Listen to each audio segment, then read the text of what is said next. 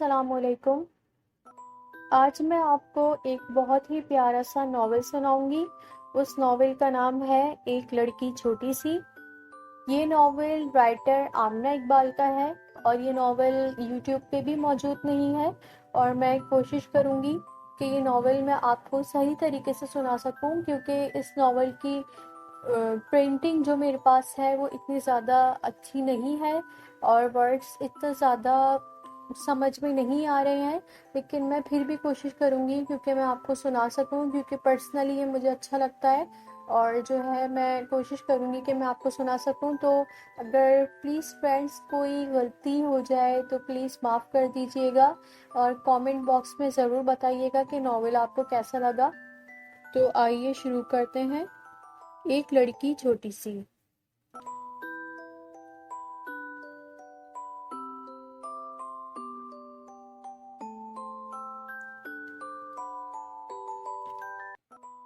اس کے معصوم چہرے پر اداسی تھی، نازک جسم نڈھال تھا اور بے جان قدم لڑکھڑا رہے تھے۔ سوٹ کیس ہاتھ میں تھامے سیڑھیاں اترتی وہ ایک پل کو لینڈنگ میں رکی، نیچے ہال پر نگاہ کی۔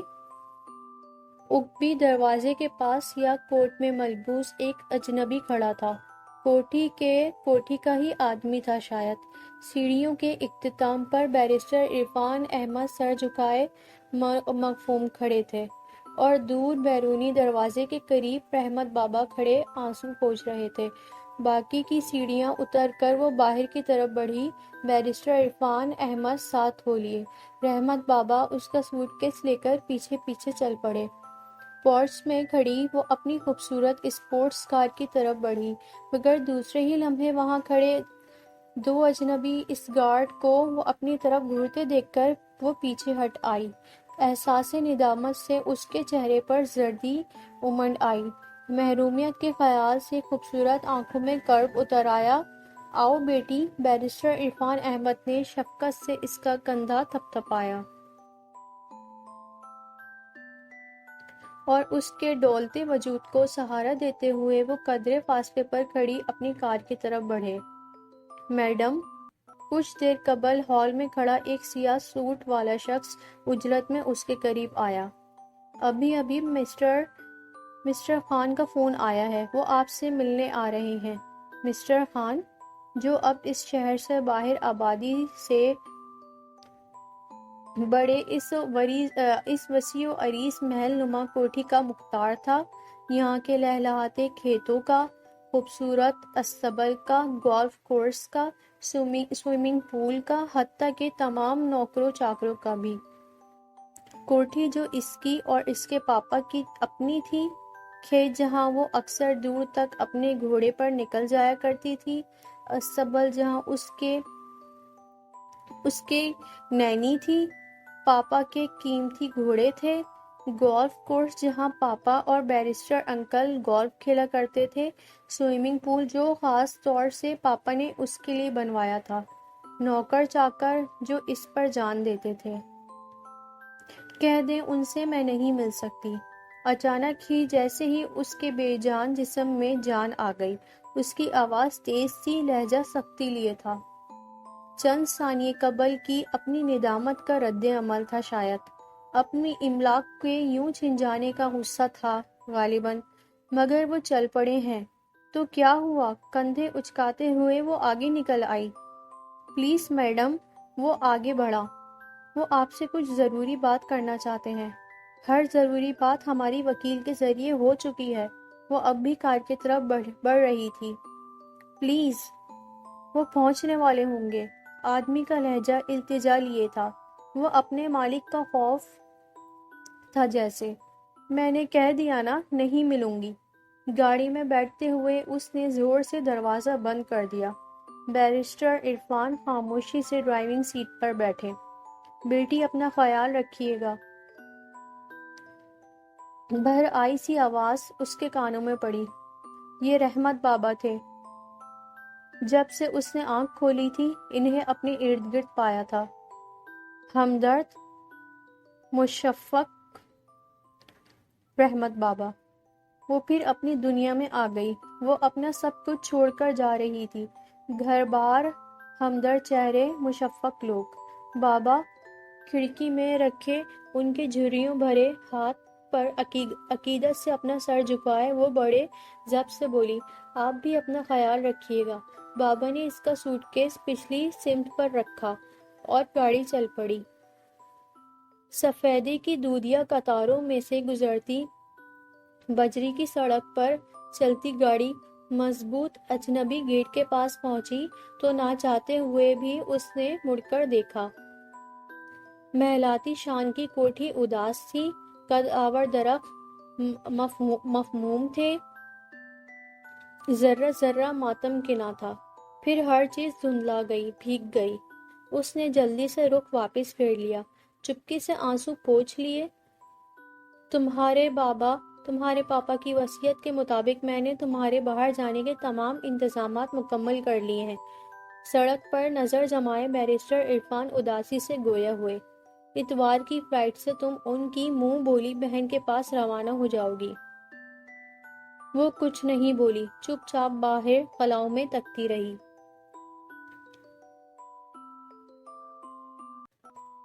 بیرسٹر عرفان کٹ کر رہ گئے، دکھ سے اس کی طرف دیکھا۔ ناز و نم میں پلی معصوم سی 17 سالہ مشل کتنی شوق، کتنی چنچل ہوا کرتی تھی۔ چند روز قبل تک ایک پل نہیں بیٹھتی تھی اور ادھم سا مچا رہتا تھا اس کی موجودگی میں۔ انہوں نے افسردہ سانس لی۔ تمہاری آنٹی اب بھی بضد ہیں کہ تم ہمارے پاس رہو۔ وہ پھر سامنے دیکھنے لگی۔ دراصل وہ تمہارے ذوالفقار علی کی امانت سمجھتے ہوئے۔ ذوالفقار علی اس کے پاپا جو چند روز قبل انتقال کر گئے تھے، ان کا ہارٹ فیل ہوا تھا۔ کچھ دن پہلے وہ اپنی لائبریری میں آرام چیئر پر نیم دراز کسی کتاب کے مطالعے میں مفہوم تھے۔ وہ بھی وہیں کھڑکی میں کھڑی دور تک پھیلے ہوئے سرسبز کھیتوں کے اس پار سرمئی پہاڑوں کے پیچھے ڈوبتے سورج کو دیکھ رہی تھی۔ تبھی بیرسٹر انکل آئے۔ وہ کچھ پریشان سے لگ رہے تھے، کچھ کہنا چاہتے تھے مگر جیسے کہ کہہ نہیں پا رہے تھے، پھر بھی بول ہی پڑے کہ اس کے سوا چارہ نہ تھا۔ تمہارے پارٹنر نے تمہارے ساتھ دھوکے اور چال بازی کی ہے ذوالفقار۔ کچھ کاغذات کے بل پر جن پر تمہارے دستخط تھے کورٹ میں مقدمہ دائر کر دیا ہے، اور جس کی وجہ سے قانون کے ریکارڈ میں تمہاری ساری پراپرٹی گورنمنٹ نے سیل کر دی ہے۔ پاپا کے ہاتھوں سے کتاب چھوٹ گئی، آنکھوں میں کرب تڑپنے لگا، اور پھر انہوں نے تکلیف کی شدت سے بے تاب ہو کر سینہ تھام لیا۔ انہیں ہارٹ اٹیک ہوا تھا۔ نور خان نے میرا سب کچھ چھین لیا ہے سوائے اس کوٹھی کے، اور وہ پاگلوں کی طرح کمرے سے بھاگ نکلی تھی ڈاکٹر کو فون کرنے، رحمت بابا کو بلانے۔ واپس آئی تو پاپا اسے ہمیشہ کے لیے اکیلا چھوڑ کر خالق حقیقی سے جا ملے تھے۔ وہ چیخی تھی، روئی تھی کہ اس دنیا میں اب اس کا اپنا کوئی نہ رہا تھا۔ وہ تنہا رہ گئی تھی، بالکل اکیلی۔ خدا کے بعد اگر سہارا تھا تو بیرسٹر انکل کا۔ وہ پاپا کے بچپن کے دوست تھے، انہوں نے اکٹھے پڑھے لکھے تھے، دونوں اکٹھے ہی وکالت پاس کی تھی۔ پھر پاپا نے دادا جان کی وفات پر آبائی جائیداد کے ساتھ ساتھ ان کی بزنس سنبھال لی تھی، اور انکل بیرسٹری کرنے کے بعد پریکٹس کرنے لگے تھے۔ آبائی گاؤں میں اس علاقے میں آن بسنے میں بزنس کی دیکھ بھال کے ساتھ ساتھ دونوں دوستوں کے قریب رہنے کی دیرینہ خواہش بھی شامل تھی۔ پاپا کی وفات پر وہ بھی نیم جان نظر آتے تھے۔ اسے پہلے ہی خدشہ تھا، کل ہی انکل اسے بتا رہے تھے، دو ایک پارٹنرز اس سے بری طرح حسد کرنے لگے تھے۔ پچھلے ماہ اس کی جو کہ بھاری رقم دے کر ریس میں انہی لوگوں نے اس کا گھوڑا ہرا دیا تو اسے یقین ہو گیا وہ آگے بھی باز نہیں آئیں گے۔ وہ بہت پریشان رہنے لگا تھا، کہتا تھا بزنس بذات خود ایک روگ ہے، مجھے اکثر لگتا ہے میرا ہارٹ فیل ہو جائے گا۔ میں اسے بہت تسلی دیتا تھا مگر وہ بے چین ہی رہتا۔ مجھے کچھ ہو گیا عرفان تو مشل کو ملک سے باہر میری منہ بولی بہن ہاجرہ کے پاس بھجوا دینا، اس پر مجھے کھل کر اعتماد ہے۔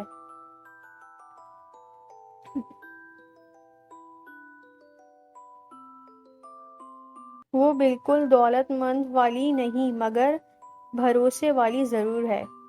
مرنے سے کچھ ہی دن قبل وہ کہنے لگا، ایسی باتیں کیوں سوچتے ہو؟ تمہیں خدا نخواستہ کیوں کچھ ہونے لگا؟ میں نے کہا، پتہ نہیں کیوں، دل بس جیسے یہی کہہ رہا ہے۔ ذوالفقار جیسے آنے والے خطرات پیشگی بھاگ گیا تھا۔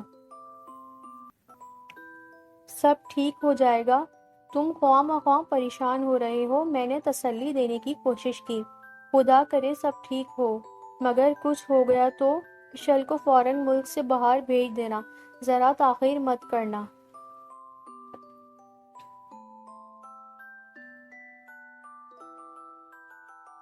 میں جو ہوں یہاں، اسے باہر بھیجنے کی کیا ضرورت ہے؟ عرفان، وہ اکیلی پیچھے رہ گئی تو ایسا نہ ہو یہ بدذات اسے بھی نقصان پہنچانے کی کوشش کریں۔ اچھا، جیسے تم چاہو گے ویسا ہی ہوگا۔ میں نے موضوع بدلنے کی کوشش کی۔ وہ پرسکون سا نظر آنے لگا، جیسے تمہاری طرف سے مطمئن ہو کر اب وہ کسی بھی خطرے کا مقابلہ کر سکتا تھا۔ اور پھر وہی ہوا جس کا ڈر تھا، بلکہ اس سے بھی زیادہ۔ اس کی تمام جائیداد سیل ہو کر اس کے پارٹنرز نے اسے پائی کا محتاج کر دیا تھا۔ عرفان، کوٹھی فوراً مسٹر خان کے پاس گروی رکھو اور رقم سے مشل کی دیکھ بھال کرنا۔ اسے فوراً ہاجرہ کے پاس بھیج دو۔ دم توڑتے توڑتے اس نے مجھ سے کہا، مشل کو کوٹھی گروی رکھوانے سے متعلق کوئی علم نہ تھا۔ پاپا کو اٹیک ہوا تھا تو وہ بدحواس ہو کر ڈاکٹر کو فون کرنے بھاگی تھی۔ انکل نے بھی کل ہی سب بتایا۔ اسے تو پاپا کی پریشانیوں کا علم ہی نہ تھا۔ وہ تو اسے ہر حال میں خوش دیکھنا چاہتے تھے، یہ سب کیوں کر بتاتے؟ پراپرٹی سیل ہوئی تھی تو اسے گہرا صدمہ پہنچا تھا، مگر پاپا ختم ہوئے تو اسے سدھ بھت نہ رہی۔ کل کچھ ہوش آیا، کیا کھویا کیا پایا۔ ذہن پر زور دینے لگی تو معلوم ہوا پاؤں تلے زمین سرک گئی ہے۔ سر پر چھت تک نہیں، گھر ہی نہیں۔ نور خان نے میرا سب کچھ چھین لیا ہے، سوائے اس کوٹھی کے۔ اس کے کانوں میں پاپا کے آخری الفاظ گونجے۔ اور اب کوٹھی بھی چھین لی ہے پاپا؟ گھٹنوں پر سر رکھ کر وہ بے اختیار رو دی۔ کوٹھی گروی تھی مگر وہ ابھی سے مختار کل بن رہا تھا۔ کوٹھی اور اس کی ہر چیز اپنی تحویل میں لے لی تھی۔ یہ ایک سوچی سمجھی اسکیم تھی۔ اس نے اپنے آپ کو اتنا بے بس کر دیا کہ آپ نے اپنی رہی سہی پونجی بھی عجلت میں اسی کے حوالے کر دی۔ وہ سمجھتا تھا دل کا دورہ آپ کو کوٹھی کسی اور شریف انسان کے پاس گروی رکھوانے کی مہلت نہیں دے گا۔ یہ آپ اسے پھول سونپ دیں گے۔ اس کا مقصد یہی تھا۔ وہ بلک بلک کر رو دی۔ یہ کوٹھی اب واپس نہیں ملنے والی پاپا، یہ گروی نہیں رکھوائی گئی، چھینی گئی ہے آپ سے۔ رو نہیں بیٹی، انکل نے اس کے سر پر شفقت سے ہاتھ پھیرا۔ ہر اندھیرے کے بعد اجالا ہوتا ہے، ہر رات کا سویرا ہوتا ہے، خدا کے ہاں دیر ہے اندھیر نہیں۔ اور سر اوپر ہٹاتے ہوئے وہ اس کے آنسو پوچھ لیے۔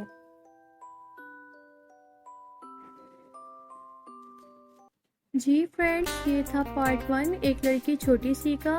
اگر آپ کو یہ ناول اچھا لگا تو پلیز میرا چینل ضرور سبسکرائب کیجیے، لائک کیجیے، کامنٹ کیجیے، شیئر کیجیے، کیونکہ میرا چینل بالکل نیو ہے اور مجھے بالکل اندازہ نہیں ہے کہ کیا کرنا ہے۔ پلیز آپ لوگ کا لو اینڈ سپورٹ چاہیے، so please subscribe my channel, I will be very thankful to you. اور اگر کوئی بھی مسٹیک ہوئی ہو تو please I am so sorry, and please subscribe my channel. اور یہ تھا پارٹ 1، اور نیکسٹ پارٹ میں ضرور اپلوڈ کروں گی، آپ لوگ ویٹ کریے گا، انشاءاللہ نیکسٹ پارٹ جلد اپلوڈ ہوگا۔